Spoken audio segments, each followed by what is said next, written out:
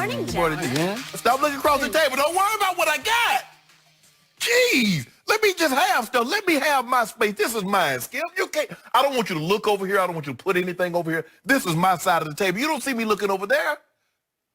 I have never seen you do this much research for the first topic of the show, which should indicate you are in big trouble today. And by the way, did you see my guy Zion last night? He went with the no-tie look. He was copying you. I thought it was very clear. I think it was very clear what was I think he copied somebody else from 16 years ago, but that's none of my business. It was a good I don't mix think of he the two. did. Yeah, I think he did. Yeah, we'll talk about that. Combining LeBron and Skip. Yeah, How how are you? both. Yes, sir. Here we go. All right, guys, let's get started this morning, and we're going to begin with the draft. To the surprise of absolutely nobody, the Pelicans down in New Orleans drafted Zion Williamson #1 overall last night.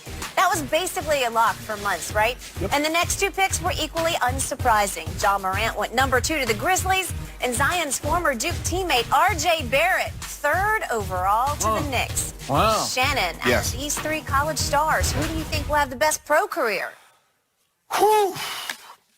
This is really tough for me, Skip. It's tough It is. for you? It is. Because you think it's a slam dunk. I do not. And I was looking at it, Skip. There have been 53 #1 overall draft picks. Only 10 have won a championship with the original team that drafted them. You got to go back all the way to LeBron. Okay. So, and I'm looking at these rosters. But for me, I'm going to say slightly, I believe Ja Morant. Because right now, I believe he can do more things than the other two guys. Ja can not only can he score the ball, he's the first guy since they started keeping assists to be a 20 and 10. So he reminds you a lot of Russell Westbrook with his athleticism, his ability to get to the rack and finish at the rim. He's a better shooter than Russ. And the thing that I like most about him, Skip, is that he allows the game to come to him. If he needs 30, he'll go get 30, but he won't force it. Okay. If he needs to get 15, 20 assists, he'll give you that, but he won't force it. Okay. I love that about the guy.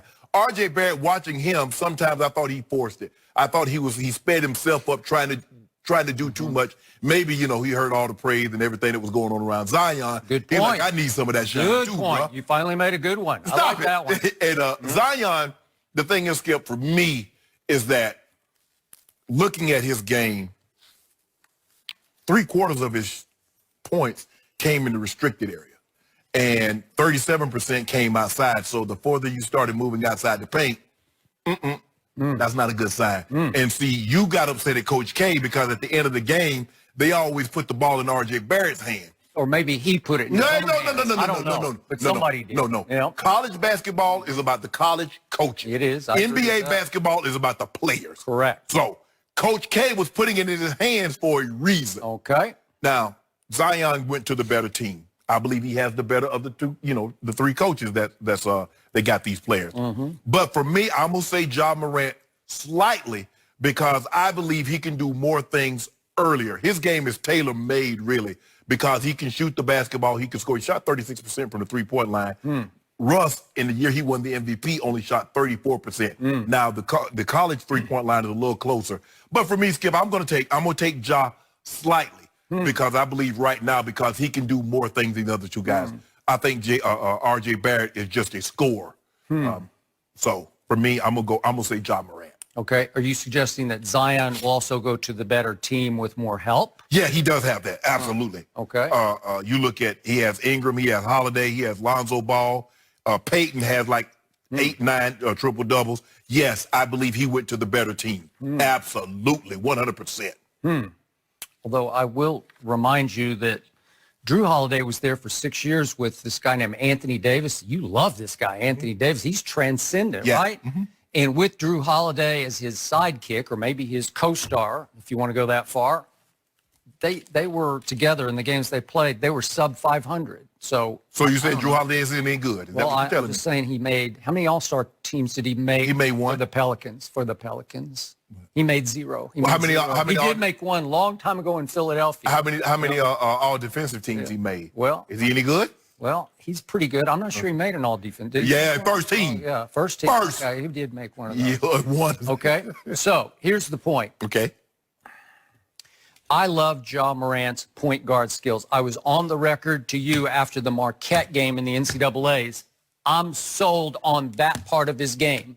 He is ambidextrous in his passing to the point that as I watch him, I forget whether he's left-handed or right-handed because he's right-handed. But he can play left-handed just as well as he can play right-handed. He is a gifted passer. He's another one of those. We've had so many of them lately. It's starting to be twice or three a generation instead of once a generation because now we're getting too many Lonzos and Jaws and okay, so it's a couple of generation. But he's one of those guys, can't teach it, can't coach it. And I will give you this. His explosiveness at the rim is Westbrookian. I will give you that. He does shoot it well, but I'm a little concerned because it's Trae Young-like, it's feet on the floor set shooting. He doesn't have, to me, a jump shot. Maybe he will teach himself one. Maybe he will be taught one. But I'm a little concerned because Trae Young has a hard time getting his shot off at the next level. I know another guy that shoots a shot that doesn't get his feet off the ground. You know him, Skip Bayless? 6 feet 7. I just saying. 6 feet 7 inches tall as Lonzo Ball. This kid is 6'2"-ish, somewhere in there. So here's the bottom line to Ja Morant. In the games I watched at Murray State, he played little to no defense.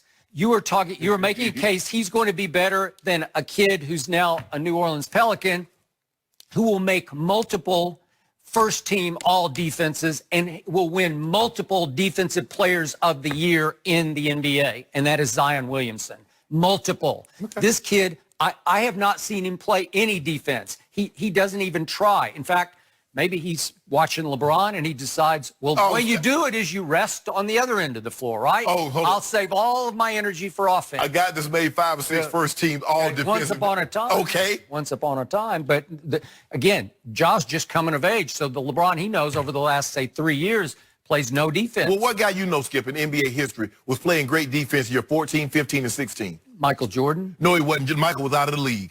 He played 14 years, remember? Yeah. And he took 4 years off. But that's none of my business. I don't even know why I brought it up. We do his age 34 season. You can't do it. LeBron was age 34 last year, and Michael's age 34 season.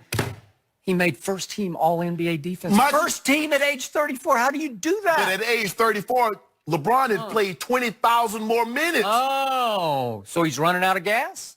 Oh, my God. How many excuses do we need? I thought he was Iron Man. I thought he was miles ahead of Michael Jordan in understanding fitness and nutrition, right? Yeah, you already know. Yeah. 14 at 34 for LeBron. I mean, 16 at 34 for LeBron and 34 with Michael, it was totally different. So the guy you just made a case will be better than Zion is going to, night after night, have to face the Westbrooks and the Stephs and, dare I say, the Mike Conley Juniors. Yeah. And who your guy going to have to face? He's going to get terrorized by those point guards, in part because what did he refer to himself as? And I love Joe. I think he's a good kid. God. He called himself a point god. I'm the point. No, remember Chris Haynes said, you're a point guard. No, I'm the point god. And Chris had to ask him, huh? Like what? Point god? Oh, no. Okay, you don't think the Westbrooks they haven't made a little mental note of the point god? So has LeBron James, so has Anthony Davis. That's what he got to go against. The Paul Georges. So you still sticking with that? Better than Zion? Okay, let's do RJ, shall we? Yes. RJ Barrett is being dramatically overrated by Knicks fans because I'll give you this. He's a Carmelo Anthony type, but he's a poor man's Carmelo. And I don't even know what to make of Carmelo's career at this point because RJ Barrett is a ball-hogging ball stopper. He is a high-volume shooter who makes a low percentage of his shots. You love that? Because I don't love that. Again, I have a fairly small sample size, but I watched very closely Zion, RJ, Duke. Big stage, big game, right? Starting off with Kentucky on opening night. Who took over the Kentucky game? Oh, it was Zion. What happened in all 3 big games that I watched? Big games was Gonzaga at Maui. Happened to watch this one because I did. I watched it very carefully. Zion has the clutch gene.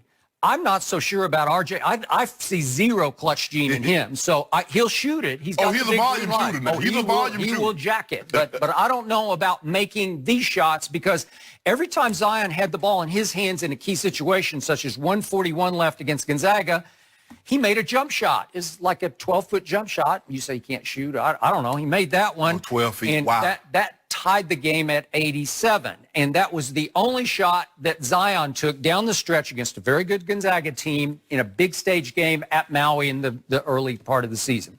Last 4:30, that's the last shot that he took. RJ, in the final 1:41 of that game, took 4 shots and missed all 4 of those shots.